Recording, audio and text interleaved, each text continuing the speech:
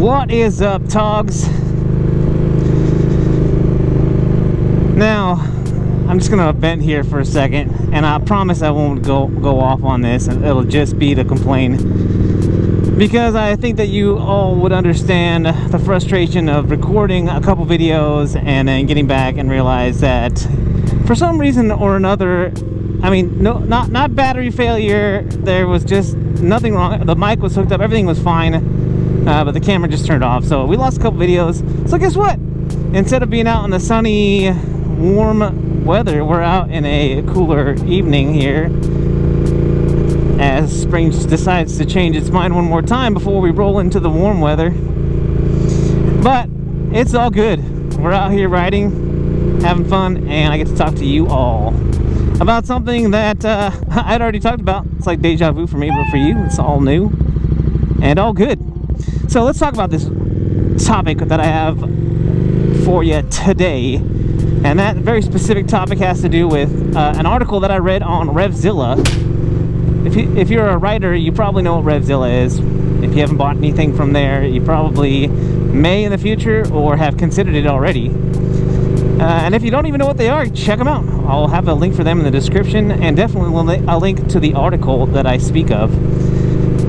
But what I wanted to talk about today is the Cupholder argument as it pertains to Harley-Davidson. Now, you might be thinking, what the heck are you talking about? Harley-Davidsons don't come with cup holders, and when people choose to put them on there, what? I don't understand. So let me explain to you really quick what the cup holder argument is. So back in 2007, there was a survey done based on people purchasing new cars. Now, don't worry, I'm going to bring this all the way back around to Harley-Davidson motorcycles. But people in 2007 were more interested in how many cup holders their car had than anything else. That was the number one concern that people had when they bought a car, was how many cup holders does the car have. And that is because back then we didn't have as much concern for what our cars were doing to the environment, right? A lot of people were still buying gas guzzlers, and you know, they just weren't really concerned with what is probably now the biggest concern with cars is, you know, probably MPG, miles per gallon, and safety, which, you know, leads me to believe people are smarter consumers, and that's great. But back then, you know, we were living out of our cars. We also didn't care about how far we lived because gas was cheaper and the economy was good, and we were the most concerned with, you know, the things that were going to affect us daily, on a daily basis, as we drove in our cars, because we lived in our cars. We were commuting a lot more often than we do now, and people cared about the things that were going to affect them on a daily basis in their vehicles. So let's bring this back around to Harley-Davidson and how this pertains to them. It pertains to them because there's something different about Harley-Davidsons that affects riders on a daily basis, and that would be their turn signals. If you haven't ridden a Harley-Davidson, let me explain to you that Harley-Davidson has a turn signal on the left and on the right. Obviously, if you turn left, the turn signal's on the left. If you're going to turn right, the turn signal's on the right. It also has to do with how their self-canceling turn signals work. I think there's an actuator inside either the handlebars or whatever it may be that, you know, after you tilt for a turn and then you come out of it, they'll auto-cancel your turn signals, which is great. But on the other hand, you know, how big of an advantage is that? Is it going to be a deterrent for people who ride a standard turn signal bike, you know, so your sport bike, your adventure bike, you know, it's your standard cruiser from any other maker besides Harley-Davidson? And this is something that's going to affect you on every ride, right? Because you're going to use your turn signal every time you hop on your bike and start it up and take it out for a ride. Well, unless you don't use turn signals, but then again, this video doesn't pertain to you if you don't use turn signals. But for a person who has gone from a Harley-Davidson to a sport bike, and actually my first bike wasn't a Harley-Davidson, so I've done both. I've gone from a standard bike to a Harley-Davidson, and then back to a sportier bike. And from someone with experience in this area, I'm just going to say this is a good topic of discussion. But for me personally, you know, if I want a certain bike, or I want to change the style of the way I ride, or the kind of bike that I own, or the brand that I own, the way that the turn signals work, or where they are located on the bike, I'm just going to get used to it.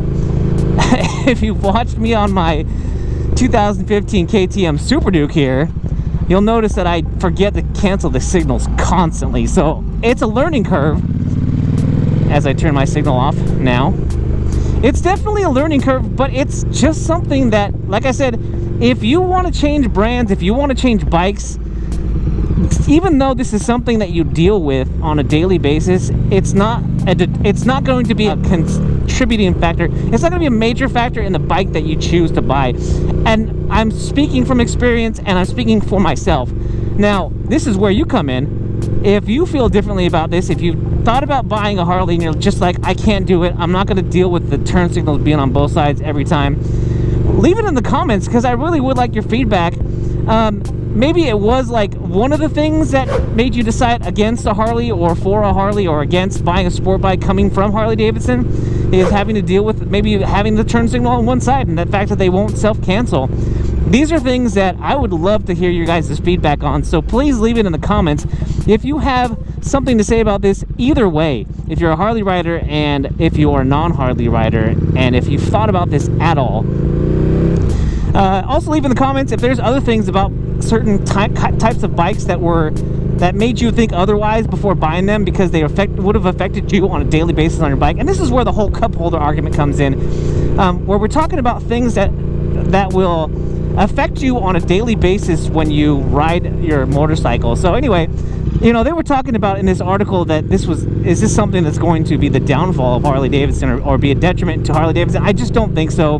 Like I said, from someone from experience, coming from and going away from Harley-Davidson, it's just not something to me that I concern myself with, that makes me lean either way. So anyway, that's my 2 cents, and by all means leave your 2 cents in the comments. Alright guys, that's all I've got for you today. If you like this video, don't forget to hit that thumbs up down there, which is the like button. And if you're so inclined, hit that subscribe button and come back and see me. And that is if you haven't hit it already. Alright guys, if you're out there riding, be safe. And if you're not riding, get riding. I'm that one guy, and I am out.